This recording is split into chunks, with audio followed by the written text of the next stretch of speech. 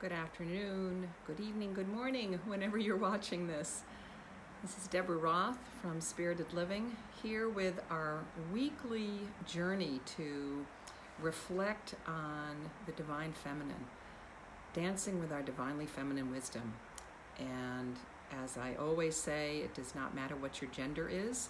It's time for humanity to reclaim those qualities that are divinely feminine, honoring our intuition, our emotions, our bodies, our connection to nature. Those are kind of the four big ones that I identified years ago when I was writing my master's thesis about feminist spirituality and all that fun stuff.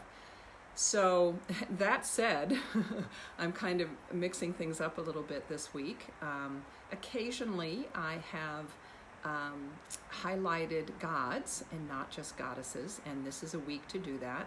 I think maybe the last time I did it was honoring Baba Lue and from the Caribbean. And this time, because we are coming up on probably one of the most auspicious celebrations, Hindu celebrations in India, starting on Friday, September 10th, is the celebration of Ganesh, got to get it right, Ganesh Chaturthi. And it is, as it sounds, it is honoring Lord Ganesha, who is the God who removes obstacles. He's the God of abundance and prosperity. He's probably pretty well known when it comes to Hindu gods, because he's always pictured as he is the elephant-headed goddess, always pictured as a very cheerful guy, because he is about success. He is about moving things away. And the chant that I'll share with you at the end today, as I always love to do, is, I probably say always one of my favorites, but it's in my range, and it's very much, if you're in a place where you just feel like you've been stuck and not sure how to step forward in your life, in your work, in your relationships, then Ganesha is really a powerful entity, a powerful god to invoke. He, in the Hindu tradition, in the Hindu mythology, he was the son of Lord Shiva and Pavatri, am I saying that right? Once again, or Shakti Durga, but also known as Parvati. And he is honored, as I said, starting on September 10th, and it can happen anytime from mid-August to mid-September, in a 10-day celebration that actually starts on the 10th.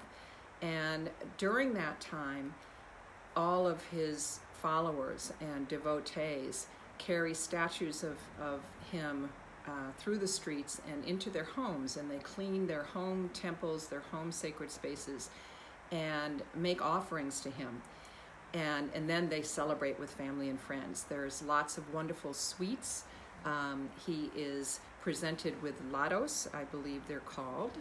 If any of my Hindu friends would correct me always in the pronunciation, which are kind of the orange-colored sweets that you often see in Indian restaurants. Those are sacred and favorites of Ganesha, as are modaks.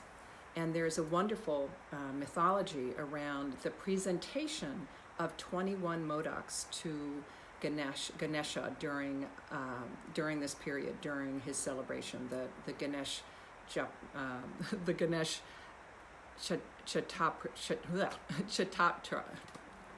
Ganesh Chaturthi. Thank you. And that is that the story goes that a very long time ago, according to Hindu mythology, once goddess Parvati offered her two sons, who were Karthik and Ganesh, a modak.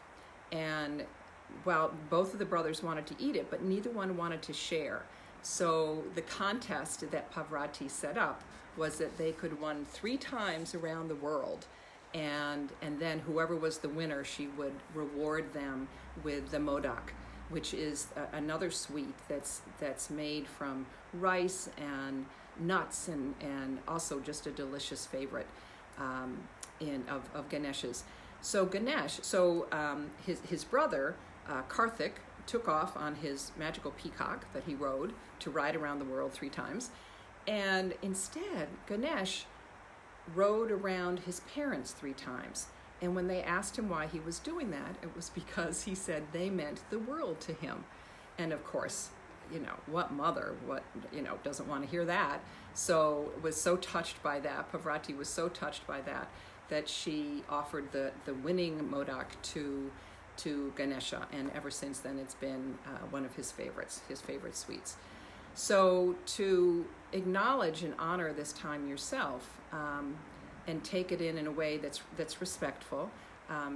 Any of my Hindu friends that are having family celebrations or any celebrations this Friday, starting this Friday, with family and friends, let us know about how you are celebrating.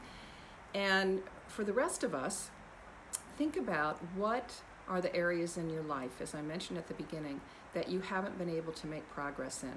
Now, given everything going on in the world and in our own personal lives, and I know many of us are struggling with a lot of different issues, there are a lot of obstacles. And so this is certainly not the only time you can call on Ganesha, but as the remover of obstacles, and as I showed you at the beginning, he just has this, it reminds me of when we talk about Jupiter in astrology, just this great beatific, this great energy of abundance and prosperity, and just putting a glow in whatever and whoever he touches. So I would invite you, we're also a few nights into Rosh Hashanah, which is also a time for letting go. And if you're Jewish, this is a time for throwing what it is that the rice and what it is that you want to let go of into moving water. And think of Ganesh in that way as well, that you are calling on him to clear the way for you. And one way that you can do that, I invite you to do that.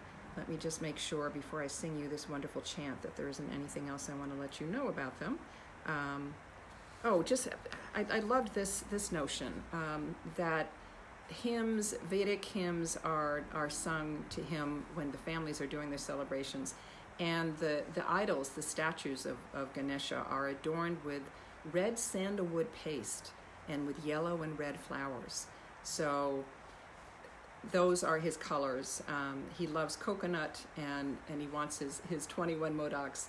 So celebrate. This is a wonderful way to be with family and friends in honor of our Hindu brothers and sisters, and call on Ganesha to help you move forward, to help you clear the way for how you want to move through the autumn tide, how you want to move as we get closer, and we'll talk about that in a couple weeks, as we move towards the fall equinox, that moment of perfect balance, equal night, equal day. We'll talk about what that means as we get closer to September 22nd. So just breathe in that powerful energy. My dear friend Barbara Bijou, last year, and I haven't checked to see if she's doing it again this year. Last year she did a beautiful activation for Ganesha Japurti, and she may be doing it again. So check her website, barbarabijou.com, and see if she's doing something starting on the 10th, or maybe someday around it. So this is the chant I would like to share with you that I learned early on. And I invite you, I'll sing it a couple times. You can join me in your space if you like. And invoking Ganesha. You can do it anytime, and now would be a very special, auspicious time with Ganesh Japurti coming up. Om Ganesha Ganapate Om Ganesha Ganapate Om Ganesha Ganapate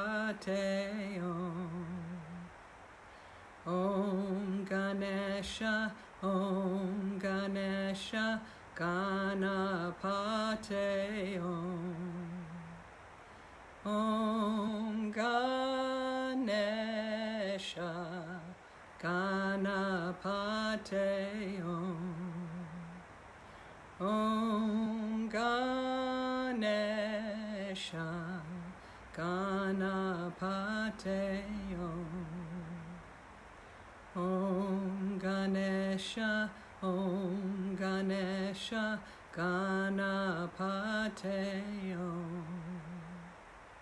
Om Ganesha, Om Ganesha, Ganapate Om.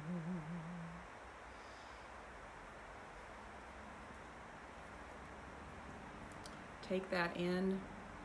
Call on Ganesha this Friday at the beginning of his wonderful celebration of Ganesh Chaturthi. And call on him whenever you need extra sustenance and when you need extra help to clear the way, to clear the obstacles before you. Thanks so much for joining me, and we'll see you next week. Can't remember who it is next week, but have a beautiful week. Bye for now.